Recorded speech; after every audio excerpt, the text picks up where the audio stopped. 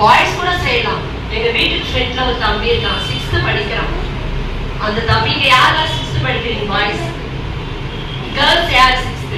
Okay, 6th முடிச்சுட்டு 7th போறீங்க, அவங்கள கை தூக்குங்க. இப்ப அந்த தம்பியும் அதான் போறான்.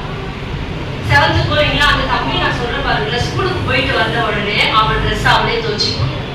என்னது, அவன் ஸ்கூல் யூனிஃபார்ம் அவன் துவச்சிட்டு குளிச்சுட்டு அவன் சாக்ஸ் எல்லாமே. அடுத்தது என்ன பண்ணுவான்? 7th தான், இப்ப 7th தான் போறான்.